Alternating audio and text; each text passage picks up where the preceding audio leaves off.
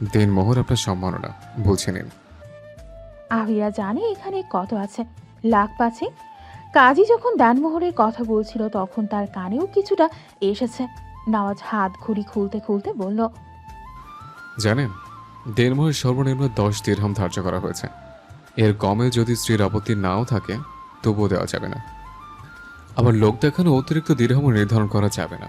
স্ত্রীকে তার ন্যায্য মূল্যায়ন দিয়ে তবে আনতে হবে। স্ত্রীর বংশ কিংবা তার সমমানের হলে সেক্ষেত্রে দিনমোহর নির্ধারণে বিবেচনা করতে হবে। আপনার মনে প্রশ্ন জাগছে না, এত কম মোহরানা কেন ধার্য করা হলো? আমি চাইলে লাখ দশেক সম্মাননা প্রদান করে আপনাকে আমার ঘরে আনতে পারতাম। আপনার স্বামীকে এই পরিমাণ মোহরানা দেওয়ার সামর্থ্য খোদা দিয়েছে, তবুও কেন করনি জানেন? আভিরা মৌন রইল। হয়তো সে জানে, তবুও নওয়াজের কাছ থেকে জানতে চাইছে। জানেন তো আমি মৃত্যুর আগ অবধি থাকাতে বিশ্বাসী। বিয়ে হলো, পূর্ণতা পেল, কয়েক বছর পর আবার ভাঙন ধরল। এমন পুরনোয় আমি বিশ্বাসী না। আজকাল সম্পর্ক টিকিয়ে রাখতে আবার সম্পর্কে আমি এক প্রকার ইচ্ছে করেই আপনার মোহরানা কম রেখেছি, কারণ আপনার সম্মাননা আমার কাছে। আমি যদি যোগ্য সম্মান না দিতে পারি তবে লাখ দশেক মোহরানা দিলেও কোনো লাভ হবে না। মোহরানা দিয়ে কখনো স্ত্রীর সম্মাননা যাচাই করা যায় না, তবে ন্যায্য সম্মাননা দিয়ে ঘরে আনতে হবে, যা আমি করেছি।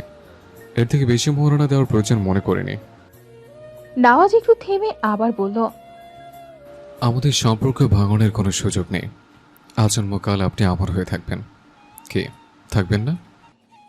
প্রশ্নবিদ্ধ নয়নে চাইল নওয়াজ আভিরার পানে। আভিরা খানিকক্ষণ চুপ থেকে ছোট করে জবাব দিল, থাকবো। আপনি সন্তুষ্ট তো আজম? নাকি আপনার মনে হচ্ছে এত কম মোহরানা দিয়ে আমি আপনার অবমাননা করছি? আপনি তো বললেন আমার সম্মাননা আপনার কাছে, তাহলে এই কথা কেন আসছে? নাকি আপনিও মোহরানা দিয়ে আমার সম্মাননা যাচাই করছেন? আভিরার পাল্টা প্রশ্নে নওয়াজ কিছু বলল না, সামান্য হাসল শুধু। আভিরা চেয়ে দেখল সে হাসি। অদ্ভুত অনুভূতি হলো তার। মুহূর্তেই মনে হলো এই হাসি দেখার জন্য হলেও মানুষটাকে তার লাগবে। গম্ভীর মানুষরা বুঝি এমন অল্প বিস্তর হাসিতে মানানসই। নওয়াজ কিছুটা ঝুঁকে এলো। আভিরা সামান্য ভরকালেও দূরে সরে গেল না। মূলত নওয়াজ কি করে সে তা দেখতে চাইছে। পকেট থেকে ছোট একটা জিনিস বের করে আভিরার পায়ে পরিয়ে দিল, সাথে ছোট একটা চুমু। মেয়েটা কেঁপে ওঠে, নিঃশ্বাস ভারী হয়ে এলো। বাধা দেওয়ার সুযোগ পেল না। পরপর কপালে, চোখে ঠোঁট ছোঁয়ায়। চোখ নামিয়ে আভিরার পুরো মুখের ওপর দৃষ্টি নিবদ্ধ করলো, তারপর ঠোঁটে। নওয়াজের শ্বাস প্রশ্বাস মেয়েটার চোখে মুখে আশ্রে পড়ছে। আভিরা মোহাবিষ্ট হয়ে আঁকড়ে ধরল নেওয়াজের চুল। নেওয়াজ ঠোঁট বাঁকিয়ে হাসে, ঠোঁট জোড়ায় স্মিত নাড়িয়ে বলল, হুম, এখন না, সময় হয়নি। আভিরা বেচারি লজ্জা পেল, হাত দুটো গুটিয়ে নেয়। ছি, কি করতে যাচ্ছিল সে? ভাবতেই মুখাবয়ব রক্তিম হয়ে ওঠে। ছাড়া পেয়ে নওয়াজ উঠে দাঁড়ায়। আভিরার উদ্দেশ্যে ছোট একটা আদেশ বাক্য ছুঁড়ে মারল, এটা কখনো খুলবেন না। আব্বু আম্মু, আমি ডুবে যাচ্ছি, আমাকে ধরো। আপু, তুমি। অস্পষ্ট শব্দে আভিরা ধরফরিয়ে ওঠে। বোঝার চেষ্টা করো কি হচ্ছে। পাশ ফিরে দেখলো তাজিম ঘুমের ঘোরে ছটফট করছে। আভিরা চট জলদি ভাইকে বুকে টেনে নেয়, মাথায় হাত বুলিয়ে বলল, এই তো আমি। কি হয়েছে সোনা, কাঁদছিস কেন? দেখ, বোন আছে। জবাব এলো না। ছেলেটা আধো আধো চোখ মেরে ফের দু চোখের পাতা বন্ধ করে নেয়। আভিরা ফুপিয়ে উঠল, ভয় পাচ্ছে সে। চোখ খুলে আবার বন্ধ করে ফেললো কেন? দিক বেদিক হয়ে নওয়াজকে ডেকে তুলল। শুনছেন, একটু উঠবেন? আভিরাকে কাঁদতে দেখে নওয়াজ তড়াক করে উঠে বসে, তড়িঘড়ি করে শোধায়, কি হলো, কাঁদছেন কেন? দেখুন, ও কাঁদছে। নওয়াজ দেখলো তাজিম বিড় করে কি যেন বলে যাচ্ছে। চোখ বন্ধ তার, তবে সেই বন্ধ চোখ থেকে অবিরাম ধারায় গড়িয়ে পড়ছে নোনা জল। আমার কাছে দিন, খারাপ স্বপ্ন দেখেছে তাই এমন করছে। কাঁদবেন না। দুজন একসাথে কান্না করলে আমি কাকে রেখে কাকে সামাল দেব? কান্না বন্ধ করে উঠে আসুন। নওয়াজ তাজিমকে কোলে নিয়ে উঠে দাঁড়ায়, বারান্দায় দরজা খুলে কাউচে গিয়ে বসে। দেখুন, ঘুমিয়ে গিয়েছে, কিছু সময়ের জন্য জেগেছিল। কাল দুপুরের আগে আর উঠবে না। ওষুধের প্রভাবে এত ঘুম ঘুম। এখন ওঠার কথা ছিল না, তাই খানিকক্ষণ জেগে আবার ঘুমে তলিয়ে গেছে। ভাই উঠছে না দেখে তখন আবার কাঁদতে বসবেন না। আভিরার জবাব না পেয়ে নওয়াজ চোখ তুলে তাকায়। মেয়েটা নিঃশব্দে কেঁদে চলেছে, চোখ দুটো রক্তরাগ। একবার তার কারণে ঘুম ভাঙলো, এখন আবার তাজিমের কারণে। নওয়াজ তপ্ত শ্বাস ফেলে। এভাবে হঠাৎ হঠাৎ ঘুম ভাঙলে চোখ তো লাল হবে। তাছাড়া হুট করে ঘুম ভাঙলে মানুষের মস্তিষ্কেও বিরাট চাপ পড়ে। ঘুমাবেন, চলুন। ঘুমাবো না, ওকে আমার কাছে দিন। আপনার ঘুমানো দরকার। এমনিতেই দুবার ঘুম ভেঙেছে। সারাদিন এত ধকল গেল, এখন না ঘুমালে অসুস্থ হয়ে যাবেন। আমি যাবো না বললাম তো, ওকে দিন আমার কাছে। দিচ্ছেন না কেন? ফের মেয়েটা ফুপিয়ে ওঠে। কথা শুনুন, ঘুমোতে যান। যাবো না, আমি বলছি তো যাবো না, ওকে দিন। নওয়াজ খানিকটা কঠিন স্বরে বলল, ও ঘুমাচ্ছে, ওকে নিয়ে এখন কি করবেন? ঘুমোতে চান, নয়তো ওকে এখন বর্ণার কাছে দিয়ে আসবো। জেদ করবেন না, অকারণে জেদ করা আমার পছন্দ না। আমি অকারণে জেদ করছি, এটা কি আপনার কাছে জেদ মনে হচ্ছে? আপনি ব্যাপারটা তুচ্ছ করে দেখছেন। দিয়ে আসুন ওকে, আপুর কাছে লাগবে না। আভিরা দৌড়ে রুমে চলে গেল। মেয়েটা কাছে, তাতে যেন মোটেও খারাপ লাগলো না নওয়াজে। সে ইচ্ছে করে এমন কথা বলেছে, নয়তো এ মেয়েকে সে চেনে। হাজার বলে কইও এখান থেকে সরানো যেত না। বাকি রাত ভাইকে নিয়ে কাটিয়ে দেবে, ঘুমাতে যাবে না আর। তবে এ মেয়ে যে এমন জেদ করতে জানে তা জানা ছিল না নওয়াজের। মাহিরা ঢুলু ঢুলু পায়ে বিছানা থেকে নেমে দাঁড়ায়। কাল রাতে এসে সে শুয়েছে আর ওঠেনি, সবে ঘুম ভাঙল। মাহিরা কাল এসেই সোজা রুমে ঢুকেছে। ওসব ঝুট ঝামেলায় যায়নি আর, লাবণ্যও যায়নি। তার মনে হয়েছে ওইখানে যাওয়ার চেয়ে লাবণ্যকে সঙ্গ দেওয়া ভালো। তবে সঙ্গ দেওয়া আর হলো কই, বিছানায় শুতেই ঘুম এসে শত্রুর ন্যায় হামলা চালায়। আর সেও পরাস্ত সৈনিকের মতো হার মেনে তলিয়ে গেল ঘুমের রাজ্যে। পাশের জায়গাটা খালি, তাহলে কি লাবণ্য উঠে গিয়েছে? বাহির থেকে হালকা চেঁচামেচির আওয়াজ কানে আসে। মাহিরা ব্রাশ আর টুথপেস্ট নিয়ে নিচে গেল।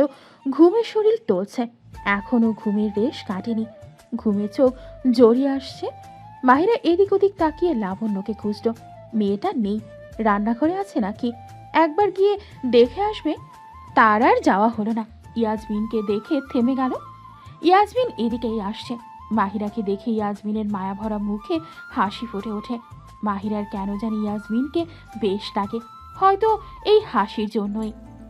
উঠে গেলে? জি আন্টি। লাবণ্যটা কোথায়? কাল রাতে এসে যে রুমে গেল, বের হওয়ার নাম নেই। এখনো ঘুমে নাকি? এতবেলা পর্যন্ত তো মেয়েটা ঘুমায় না। আমার গিয়ে দেখে আসা উচিত ছিল। হাতের কাজ সামলে যাওয়ার সুযোগ পেলাম কই? তুমি একটু ওকে ডেকে দাও তো। ও ওঠেনি এখনো, রুমে নেই। আমি আরও ভাবলাম হয়তো নিচে আছে। ইয়াসমিনকে চিন্তিত দেখালো। কয়েকদিন ধরে খেয়াল করছে লাবণ্যর হাব ভাব কেমন ভালো ঠেকছে না তার কাছে। জিজ্ঞেস করবে করবে ভেবেও কাজের ব্যস্ততায় আর জানা হয়নি। মাহিরার কপালেও ভাঁজ পড়ে। মেয়েটা রুমে থাকলে তো তার চোখে পড়তো, অবশ্য সে তো ঠিক মতো খেয়াল না করেই নিচে নেমে এসেছে। মাহিরা ভাবলো হয়তো উপরে কোথাও আছে, তার নজরে পড়েনি। মাহিরা সামান্য হেসে বলল, আমি দেখছি আন্টি, রুমেই হয়তো আছে। আপনি দাঁড়ান, আমি দেখে আসি। আচ্ছা যাও, ওকে বলো আমার সাথে যেন দেখা করে।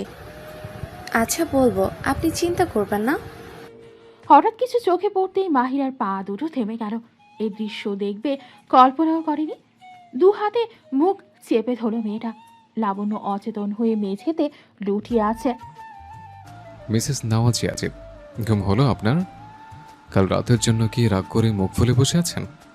অযথা মুখ ভার করে বসে থাকবেন না। আজ আপাতত আপনার রাগান্বিত মুখশ্রী দেখার ইচ্ছে নেই। ওই সুশ্রীর চেহারায় ক্রোধ ঠিক মানায় না। আমি যেন এসে আপনার হাস্যোজ্জ্বল আননখানে দেখতে পাই। আমি যদি ভুল না হই, আপনার মুখাবয়বে এই মুহূর্তে হাসির দেখা মিলেছে। হাসবেন না।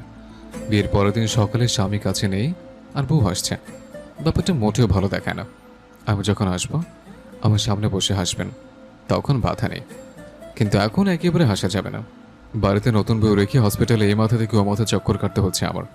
কি একটা জঘন্য ব্যাপার বলুন। সকলে আমায় নিয়ে হাসাহাসি করছে। আমি এসব গায়ে মাখার প্রয়োজন বোধ করতাম না যদি না ঘরে বউ রেখে আসতাম। তবে এখন বউর থেকে আমার দায়িত্ব আগে। বাড়ি ফিরে না হয় বউকে নিজের দখলে রেখে দিব। আজকে বউ আমার জন্য বরাদ্দ।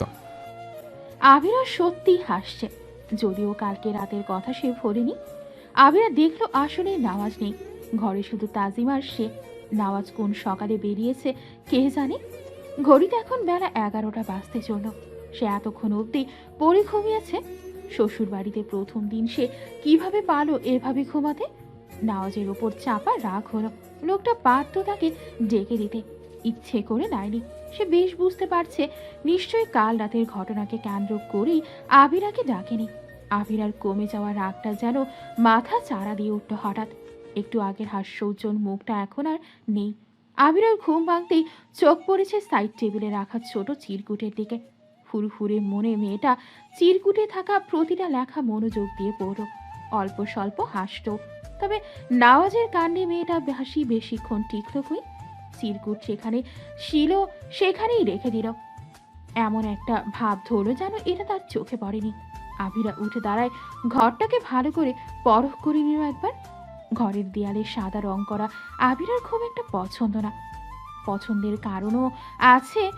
এত রং থাকতে ঘরের দেয়ালে কেন সাদা রং করতে হবে? চার দেয়ালে সাদা নয়, বরং অফ হোয়াইট রং। দরজায় জানালায় লাগোয়া পর্দাগুলো এক রঙা অফ হোয়াইট রঙের, মাঝে হালকা জলছাপ। ঘরে থাকা ফার্নিচারগুলোতেও আবিরার জন্য নজর আটকে গেল। অটবি ফার্নিচার সব, তাও কালো রঙের। আবিরার পছন্দের, সবেতে যেন নতুনত্ব। দেখে বোঝা যাচ্ছে এদের এই বাড়িতে আসার স্থায়ী দিনক্ষণ বেশি না, হয়তো সপ্তাহখানিক আগে ঘরে জায়গা হয়েছে তাদের। নতুন ফার্নিচার আনা হলে কি হবে, খুব বেশি কিছু নেই। ডাবল বেডের একটা খাট, কাভার ড্রেসিং টেবিল, একটা মাঝারি সাইজের বুক শেলফ, একটা সিঙ্গেল সোফা। আবিরা নিজের লাকেজ খুলল। ওর স্পষ্ট মনে আছে কাল জিদান বর্ণ লাকেজ দুটো এ ঘরে রেখে দিয়ে গিয়েছে, তবে এখন খুঁজে পাওয়া যাচ্ছে না কেন? অনেক খুঁজে লাকেজের দেখা মিলল। মেয়েটার মুখে হাসি ফুটতে ফুটতে তা যেন ধপ করে নিভে যায়। কাভারের ওপরে একটা রাখা হলেও মানা যেত।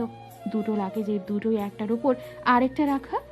আবিরার পক্ষে এত ওপর থেকে লাগেজ নামানো সম্ভব না। এগুলো যে ভারী, তার মতো চুনোপুটির শরীর নিয়ে এত ওপর থেকে টেনে লাগেজ নামানো সম্ভব না। আবিরা কাউকে ডাকতেও পারছে না, কেউ তাকে ডাকতে আসেনি। সে নতুন বউ, কেউ না এলে সে তো আর একা একা নিচে যেতে পারে না। আবিরা কতক্ষণ লাফিয়ে ঝাঁপিয়ে চেষ্টা করল, সম্ভব নয়। কারোর সাহায্য লাগবে। তার পার্স ব্যাগটা কোথায়? কাউকে যে কল করবে সেই উপায়ও নেই। ব্যাগের মধ্যে তার ফোন রাখা, ফোনটা বেড়ে কল দিয়ে কাউকে ডাকা যেত। মেজাজ খারাপ হয়ে গেল মেয়েটার। আবিরা জোরে জোরে শ্বাস ফেলে নিজেকে শান্ত করার চেষ্টা করল। নড়বড়ে কি টুলটা? তাই তো মনে হচ্ছে। আবিরা ভয়ে ভয়ে উঠে দাঁড়ালো, এবার যদি নাগাল পায়। আবিরা যেন অবাক হলো, টুলে দাঁড়িয়েও সে নাগাল পাচ্ছে না। সে কি এতটাই খাটো? আবিরা পা দুটো সামান্য উঁচু করে দাঁড়ায়। লাগেজে হাত দিতে বুঝলো লাগেজ দুটো তুলনায় অতি হালকা। এত হালকা হওয়ার তো কথা নয়। মেয়েটা কষ্ট ছাড়াই টেনে টুনে নামায় লাগেজ দুটো। লাগেজ খুলতেই রাগে দুঃখে কান্না এলো তার। ভেতরে তার জামা কাপড় কিছুই নেই। সে যে এত কষ্ট করলো সব তার জলে চলে গেল। আলমারির পাল্লা খোলা যাচ্ছে না, লক করা বোধ হয়। সাইড টেবিলের এক পাশে চাবির গোছা রাখা। আবিরা আলমারি খুলে দেখলো এক পাশে নওয়াজের শার্ট, প্যান্ট, ব্লেজার, জ্যাকেট, আর অপর পাশে তার শাড়ি, সালোয়ার, কামিজ। এটা যে নওয়াজের কাজ বুঝতে বাকি রইল না আবিরার। তবে পোশাক বাছাই মেয়েটা দোটানায় পড়ে গেল। তার নিশ্চয় এখন শাড়ি পরা উচিত, কিন্তু দুঃখের বিষয় সে শাড়ি পরতে পারে না। আবিরা নিজেকে এত অসহায় লাগছে। নওয়াজ এখন বাড়িতে থাকলে তাকে নিশ্চয়ই এত সমস্যায় পড়তে হতো না। লোকটা সমস্যা হওয়ার আগেই সমাধান করে দিত।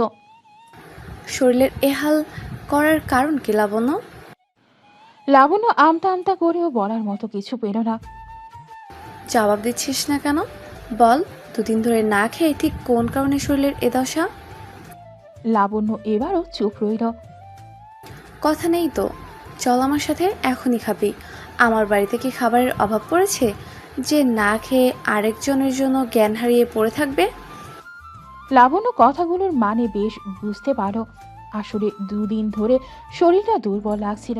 সে খুব একটা পাত্তা দেয়নি, প্রায়ই এমন দুর্বল লাগে। ভেবেছিল ঠিক হয়ে যাবে, তবে এভাবে যে জ্ঞান হারাবে কে জানতো। সকলে আপাতত তার রুমে। এতেই যেন মেয়েটার অস্বস্তি কয়েক গুণ বেড়ে গেল। আর নওয়াজ, আভিরার বৌবাত, কত কাজ বাড়িতে, আর সকলে কিনা কাজ ফেলে তার ঘরে ভিড় জমিয়েছে। খালা আমি ঠিক আছে, তুমি চিন্তা করো না, নিচে যাও, কত কাজ আছে। আর তোমরা কিনা কাজ ফেলে আমাকে নিয়ে পড়ে আছো। বেশি কথা বলো না লাবণ্য, খাবার পাঠাচ্ছি, কোনো তালবাহানা না করে খেয়ে নিবে।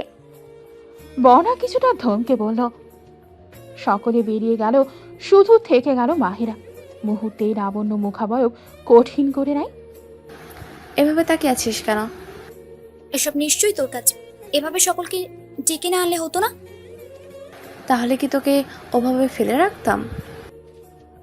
রাখতি, বাড়িতে যে অনুষ্ঠান তা কি তোর মাথায় নেই? আমার মাথায় আছে, তোর হয়তো মাথায় নেই। থাকলে নিশ্চয়ই জ্ঞান হারিয়ে পড়ে থাকতি না। ডাক্তার বলেছে 2 দিন ধরে না খেয়ে আছিস। আন্টি শুনে কতটা অবাক হয়েছে তোর ধারণা নেই। আন্টি নিজেকে দোষ দিচ্ছেন, তোর দিকে নাকি ঠিকভাবে খেয়াল করতে পারেননি, অথচ মূল বিষয় সম্পর্কে উনি অবগত নন। শুধু শুধু নিজেকে দোষ দিয়ে যাচ্ছে। এতগুলো মানুষকে এভাবে হেনস্থা করার মানে কি? তোর কি উচিত না যা হয়েছে তা মেনে নেওয়া? এভাবে খাওয়া বন্ধ করে নিজের অযত্ন করে জ্ঞান হারিয়ে পড়ে থাকলে কি সবটা ঠিক হয়ে যাবে? কিছু কি বদলাবে?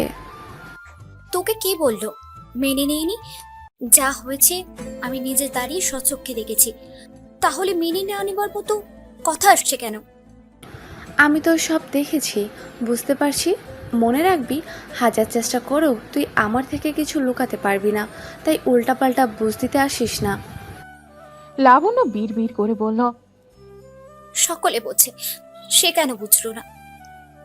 কারণ তুই তাকে বুঝতে দিসনি।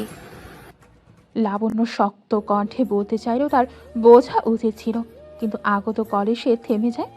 একবার বেজে কেটে গিয়ে যে পুনরায় কল এনে লাবণ্য বলল। ফোনটা তোল। ইম্পর্টেন্ট কল না, বাদে। লাবণ্য স্ক্রিনে চেয়ে চোখ ঘুরিয়ে বলল। ভাইয়া কল দিয়েছে। মাহিরা ফোনটা তুলে দেখলো স্ক্রিনে জল করছে সামাদ নামটা। মাহিরা কল ধরে চুপচাপ বসে রইল। কি হলো, কথা বলছো না কেন? বিয়ে খেতে গিয়ে আবার নিজে বিয়ে করে বসে আছো না তো? মাহিরার নীরবতায় যেন ওপাশের মানুষটার রাগ তর করে বেড়ে গেল। বের হও, এই মুহূর্তে তুমি আমার সাথে দেখা করবে। বাড়িতে অনুষ্ঠান? সে আমার অজানা নয়। তারপরও বলার কারণ? তুমি বাধ্য করলে। কাল রাত থেকে কথা নেই, ফোন বন্ধ, এখন আবার কল ধরে কথা বলছো না? ব্যস্ত ছিলাম। কি এমন ব্যস্ততা? আমিও দেখতে চাই। 5 মিনিট সময় দিলাম, রেডি হয়ে রাস্তায় এসো, আমি অপেক্ষা করছি। অসম্ভব। সব সম্ভব, কথা না বাড়িয়ে নিচে এসো। লাবণ্য অসুস্থ, ওকে একা ফেলে যাওয়া সম্ভব নয়। লাবণ্য চোখ পাকিয়ে তাকায়। কি ধুরন্ধর মেয়ে দেখো, সে তো সুস্থ, আর তাকে কিনা অসুস্থ বানিয়ে ছাড়ছে। ওপাশের লোকটা লাবণ্যর কি হয়েছে তা জানার জন্য কোনো আগ্রহ দেখালো না। ওকেও সাথে করে নিয়ে এসো। বলেই কল কেটে দিল। 5 মিনিট পেরিয়ে গেলেও মাহিরা জায়গা থেকে নড়ল না। পরে দেখা করে হবে ব্যস্ত হাতে মেসেজটা পাঠিয়ে মোবাইল বন্ধ করে দিল মেয়েটা।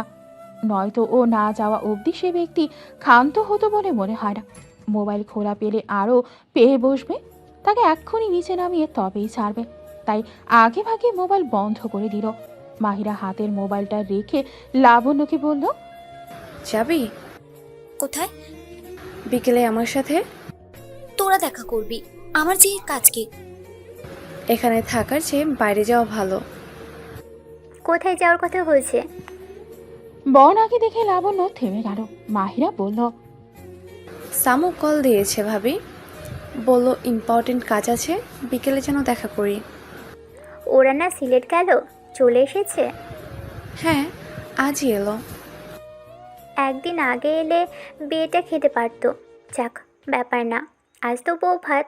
আন্টি আঙ্কেলকে নিয়ে চলে আসতে বলে দাও। আন্টি আঙ্কেল আসেনি, সামিয়া আর সামাদ এসেছে। তাহলে ওদের আসতে বলো। বলেছিলাম আসবে না। সামু জার্নি করে কাহিল, এই শরীর বয়ে অনুষ্ঠানে আসা সম্ভব না। আর সামাদ ভাই নাকি এসে বেরিয়েছে, বাড়িতে সামু একা, তাই যেতে বলল। ওকে বলো কালকে যাবে। কেন? আজ গেলে কি হবে? অনুষ্ঠান বাড়ি ছেড়ে তুমি ওর সাথে দেখা করতে যাবে? মাহিরা কিছু বলল না। হোক গে অনুষ্ঠান, বিকেলে সে যাবে। আর সে তো সামুর সাথে দেখা করতে যাচ্ছে না। সামিহারা এখনো সিলেটে, রাতের ট্রেনে আসবে। সামাদ সকালে এসে পৌঁছেছে, এসে থেকেই তাড়া দিচ্ছে দেখা করার জন্য। আসলে দোষটা মাহিরারই।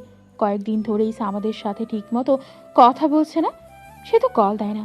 সামাদ দিলেও মেয়েটা ভালো মতন 5 মিনিট কথা বলে না। এদিকে কার্যকলাপে অতিষ্ঠ হয়ে মেয়েটা এমন করেছে তা তো আর সামাদের জানা নেই। তাই ছেলেটা এমন এড়িয়ে চলাতে ক্ষেপে আছে। বিকেলে না গেলে সামাদ ওকে খুন করবে। তাছাড়া এখানে থাকার কোনো ইচ্ছে নেই ওর। বনা হাতে থাকা খাবারের প্লেট লাবণ্যর হাতে দিয়ে বলল, দেখি লাবণ্য, খেয়ে নাও তো, আমার সামনে সব শেষ করবে। খাবার দেখে লাবণ্যর মাথা চক্র দিয়ে উঠল। মনে হলো সে আবার জ্ঞান হারাবে। এবার ডাক্তার ফাক্তার আনলেও খুব একটা লাভ হবে না। লাবণ্য চোখ বড় বড় করে বলল, এত সব কে খাবে? আমি পারবো না। পারতে হবে, খাওয়া শুরু করো। খালা কই? নিচে মেহমানদের সাথে কথা বলছে। খালা পাঠিয়েছে এত সব, তাই না? হুম, খালা পাঠিয়েছে এত সব, তাই না? বললাম না কথা বলছে। ইয়াজমিন যে ইচ্ছে করে আসেনি তা অজানা নয় লাবণ্য। তার উপর রেগে আছে নিশ্চয়। আর এই রাগ গলতে বহুদিন লাগবে। এত রাগের কারণ ভেবে পায় না লাবণ্য। সে তো তার আপন কেউ না। পর মানুষের জন্য এত চিন্তা। রাগ করে তার সামনে আসা বন্ধ করে দিয়েছে। সামান্য না খেয়ে জ্ঞান হারানোর জন্য এমন করছে। মানুষটা যখন লাবণ্যর এই অবস্থার কারণ জানবে তখন কি করবে? নাও শুরু করো। বনা খাওয়ার জন্য তাড়া দিল। লাবণ্য ক্লান্ত স্বরে বলল, খেতে ইচ্ছে করছে না, পরে খাবো। তা বললে হবে না, এই মুহূর্তে খেতে হবে, তাও আমার সামনে। তোমার খাওয়া শেষ না হওয়া পর্যন্ত এখান থেকে নড়া নিষেধ। আন্টি আমাকে বারবার বলে দিয়েছে তোমার খাওয়া শেষ না হওয়া অবধি যেন এখান থেকে না যাই। শুরু করো। লাবণ্য অসহায় চোখে তাকালো। তবে তার তাকানোতে খুব একটা সুবিধা হলো না। আভিরা চুপচাপ খাটে বসে আছে। তাজিম এখনো ঘুমে। ছেলেটার কখন ঘুম ভাঙবে কে জানে। 12টা বাজতে চলল। সেই 1 ঘন্টা আগে ঘুম ভাঙার পর চিরুনি তল্লাশি করে যখন কোনো উপায় পায়নি, সেই থেকে ঠায় বসে আছে খাটের এক কোণায়। দরজায় কড়া নাড়ার শব্দ কানে এলো। হয়তো কেউ এসেছে। বনা বাহির থেকে আওয়াজ করে ডাকলো, আভিরা উঠেছো? আপু ভেতরে এসো। যদিও তার ভাবি ডাকার কথা, তবুও সে বনাকে আপু রাখবে বলে মনস্থির করে নিয়েছে। উঠেছে কখন? আভিরা লজ্জিত ভঙ্গিতে মাথা নত করে বলল, ঘন্টাখানেক আগে। আরে লজ্জা পাওয়ার কিছু নেই। তোমার বর হসপিটালে যাওয়ার আগে বলে গিয়েছে তোমার যেন ডাকা না হয়। কাল রাতে নাকি ঘুমোতে পারোনি, তাই এক প্রকার ইচ্ছে করে আসা হয়নি। ওই আর কি। লজ্জায় আড়ষ্ট হয়ে প্রত্যুত্তর করল আভিরা। ওই লোক নিজে ডেকে যায়নি, আবার সকলকে জানিয়ে গিয়েছে যেন না তোলে। এই জন্য সকাল থেকে তার রুমের ধারের কাছে কারো দেখা নেই। নতুন বউ এভাবে এত সময় ধরে ঘুমে থাকে, ওই লোকের সামান্য সেন্স নেই। কেউ ডাকতে এলে সে নিশ্চয় এতক্ষণ বিছানায় পড়ে থাকতো না। না জানি বাড়ির সকলে কি ভাবছে। তবে একটু বেশি দেরি করে ফেললাম, এতক্ষণে উঠে বসে আছো। সমস্যা নেই আপু। আগেই আসতাম, কিন্তু ঝামেলার জন্য আসতে পারলাম না। কিসের ঝামেলা? কিছু কি হয়েছে? আর বলো না, সকাল থেকে সকলে রান্নাঘরে। যদিও ঘরের কাউকে রান্নার কাজে হাত লাগাতে হয়নি, অনুষ্ঠানের কাজ করার জন্য আন্টি 2জন লোক রেখেছে। তারাই রান্নার দিকটা দেখছে। আমি আর আন্টি দাঁড়িয়ে দিক নির্দেশনা দিয়েছিলাম। হঠাৎ করে মাহিরা চিৎকার কানে এলো। ভাবলাম মেয়েটার কিছু হলো কি না, কিন্তু উপরে গিয়ে দেখি আরেক কাণ্ড। লাবণ্য জ্ঞান হারিয়ে পড়ে আছে। কি করে? কখন হলো এইসব? আরে ব্যস্ত হচ্ছ কেন? তেমন কিছুই হয়নি। খাবার অনিয়মের কারণে মূলত অজ্ঞান হয়ে গিয়েছিল। এখন কি অবস্থা? ঠিক আছে? ঠিক আছে, ডক্টর এসে দেখে গেল। বলল 2 দিন ধরে না খাওয়াতে শরীর দুর্বল, আর তারই প্রভাব পড়েছে। ঠিকমতো খাবার খেলে আবার আগের মতো হয়ে যাবে। মেয়েটা যে কেন হুট করে খাওয়া দাওয়ার অনিয়ম করে বসে আছে বুঝে উঠতে পারলাম না। এখনও খেতে বলাতে বলে পরে খাবে, তাই জোর করেই খাইয়ে দিয়ে এলাম। আমার তো যাওয়া উচিত, আপুকে দেখে আসবো। তা না হয় যাবে, তার আগে তো খেতে হবে। নাকি না খেয়েও চলবে? পরে দেখা যাবে লাবণ্যের মতো তুমিও জ্ঞান হারিয়ে বসে আছো। নতুন বউ জ্ঞান হারিয়েছে। পুরো এলাকার জন্য এর থেকে বেশি মুখরোচক খবর আর কি হতে পারে? তবে যাই বলো, এ খবর তোমার ওনার কানে গেলে আমার রক্ষে নেই। সে আমায় শুলে চড়াবে, বারবার বলে গিয়েছে। ঘুম থেকে ওঠার পর যেন কারো আশায় বসে না থেকে সবার আগে নিজ দায়িত্বে আপনার খাওয়ার ব্যবস্থা করি। সে দেরি তো হয়েই গেল, সকালের নাস্তা দুপুরে খাবে। তার কানে গেলে আমার 2-4টা কথা না শুনিয়ে ছাড়বে না। তার রুমে খাবার দিয়ে যাব নাকি নিচে যাবে? আবিরা কি বলবে ভেবে পেল না। নিচে গিয়ে খাওয়া উচিত, তবে এত মানুষের ভিড়ে যেতে কেমন যেন লাগছে। তাছাড়া তার পরনে শাড়িও নেই। রাতের শাড়িটা পাল্টে সালোয়ার কামিজ পরে বসে আছে মেয়েটা। এ পোশাক পরে গেলে নিশ্চয় কেউ না কেউ কিছু বলবে। না জানি বাড়ি ভর্তি কত মানুষ। বনা আবিরার চিন্তা খানিকটা আন্দাজ করতে পেরে বলল, বাড়িতে এখন তেমন কেউই নেই, হয়তো ঘন্টাখানেক পরে মানুষজন আসা শুরু করবে। যারা আছেন তারা সবাই চেনা পরিচিত। এই পোশাকে তাদের সামনে যেতে পারবে, কোনো সমস্যা হবে না তাতে। তাছাড়া এ ভর দুপুরে কেউ ড্রয়িং রুমে বসে থাকবে না, গিয়ে দেখবে কেউ নেই, যে যার রুমে। তুমি চাইলে নিচে আসতে পারো, তাও যদি অস্বস্তি হয় তবে আমি এখানেই দিয়ে যাব। না, নিচে যাব। চলো তাহলে। তাজিম গোল গোল চোখে চারপাশ অবলোকন করছে। অচেনা জায়গা, অচেনা মানুষের আনাগোনা। ছেলেটা মানুষ বটে, সবটা অভিজ্ঞ চোখে এঁটে নিল। ঘুম ভাঙার পর নিজেকে অচেনা রুমে আবিষ্কার করে। তাতেই যেন ভয়ে ঘিরে ধরে ছেলেটাকে। সে কোথায়?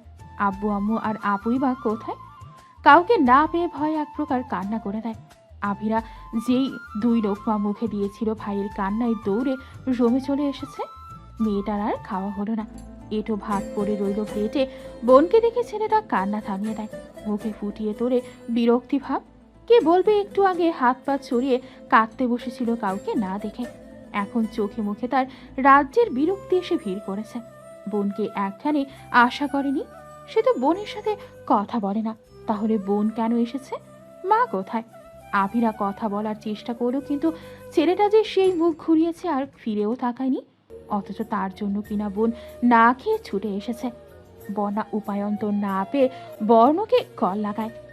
জিদানকে যেন নাওয়াজের রুমে পাঠিয়ে দেয় বলে কল কেটে দেয়। বোনের কল পেয়ে বর্ণ জিদানকে নিয়ে রুমে এলো। ওরা আসতেই বর্ণা বলে যেন তাজিমকে নিয়ে যায়।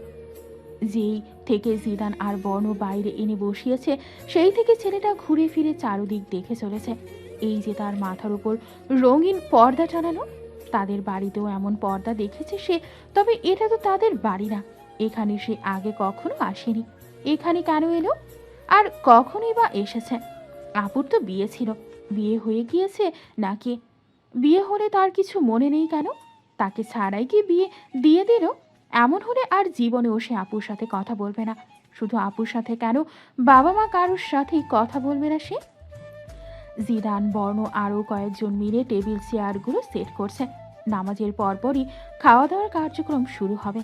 প্রথমে পাড়ার লোকজনদের খাইয়ে পরে আস্তে ধীরে বাহিরের লোকদের খাওয়াবে। নামাজের আগে বাড়ির মহিলাদের পালা শেষ করে ফেলতে হবে, নয়তো পরে ভিড় লেগে যাবে। বাহির থেকে লোক এসে টেবিল ফাঁকা পাবে না। দূরের আত্মীয় স্বজন এখনো আসা বাকি। তাছাড়া আভিরাদের বাড়ির লোকেরাও এসে পৌঁছায়নি। দেখো কোন শাড়িটা পরবে। আভিরার সামনে 3-4টা শাড়ি মেলে ধরে জানতে চাইল বনা। হালকা গোলাপি, পেস্ট, শ্যাওলা আর কলিজা রঙের শাড়ির মধ্যে আভিরা কলিজা কালারটাই বেছে নিল আজকে পরার জন্য। বনা আভিরার হাতে ব্লাউজ পেটিকোট ধরিয়ে দিয়ে বলল, যাও পরে এসো। খাটের এক কোণায় মাহিরা বসে ফোন টিপছে। তার যত ধ্যান ফোনে, এদিকে কোনো খেয়াল নেই। মুখে বিরক্তি ভাব এঁটে বসে আছে মেয়েটা। অন্যদিকে লাবণ্য এসে থেকে আভিরাকে দেখে চলেছে। আভিরা ওয়াশরুম থেকে ব্লাউজ পেটিকোট পরে এলো, উপরে একটা ওড়না পেঁচিয়ে রেখেছে মেয়েটা। মেয়েদের সামনেও এত লজ্জা। আবিরার অবস্থা দেখে বনা মুখ টিপে হাসল, ঠোঁট বেঁকিয়ে বলল, আমাদের সামনে এত লজ্জা পাচ্ছ, না জানি তার সামনে কি করো। আবিরার গাল দুটো রক্তিম হয়ে এলো, নত মুখ আরও নত হলো। মেয়েটা আর মুখ তুলে উপরে তাকালো না। আরে তুমি দেখি পেটিকোট ভিজিয়ে ফেলেছো। আভিরা দেখলো পেটিকোটের নিচের অংশ খানিকটা ভিজে গেছে, ফ্লোরে থাকা পানিতে হয়তো ভিজেছে। এই প্রথম নয় আভিরা গোসল করতে বা হাত পা ধুতে গিয়েও সালোয়ার ভিজে আসে। এ নিয়ে মায়ের হাতে কম বকা তো খায়নি, সে খেয়াল রাখে, তবুও কেমন করে যেন ভিজে যায়। ফ্লোরে পানিতে ভিজে গিয়েছে, খেয়াল করিনি। পরের বার থেকে খেয়াল রাখবে যেন ভিজে না যায়, নয়তো রুমে পাল্টাবে। আচ্ছা। বনার শাড়ির ভাঁজ খুলতে নিচ থেকে ডাক এলো। কাজের সময় ডাক আসাতে মেয়েটা একটু বিরক্ত হলো বই কি, মেজাজ দেখিয়ে বলল, কি হলো বসু, ডাকছিস কেন? দেখছিস না কাজ করছি? ভাইয়া এসেছে, আমাকে ডেকে পাঠিয়েছে, জলদি যাও। খুঁজে পাচ্ছে না না চাই, ইচ্ছে করে এমন করছে। ওসব কি আমি বুঝি না? যাবো না বলেতে। আভিরা বলল, আপু তুমি যাও, দেখো হয়তো সত্যি কোনো দরকার। আরে কোনো দরকার নেই, বউ কাছে নেই যে, তাই এমন করছে। এসব ধান্দাবাজি আমার বোঝা শেষ। সবে তো বউ হয়ে এলে, আস্তে ধীরে সব বুঝে যাবে। নাওয়াজও দেখবে শুধু শুধু তোমায় কাজে অকাজে ডেকে পাঠাবে, সব বাহানা মাত্র, বউকে কাছে পাওয়ার ছুতো। তাহলে বলতে হবে ভাইয়া তোমাকে চোখে হারাই। বুশরার কথায় বনা চোখ পাকিয়ে তাকালো। চোখ পাকিয়ে লাভ নেই, দ্রুত যাও, নয়তো ভাইয়া চলে আসবে। সে এলে আসবে, এখন যাওয়া যাবে না। আভিয়াকে শাড়ি পরাতে হবে। মাহিরা আপু পারে না। না, ও পারে না।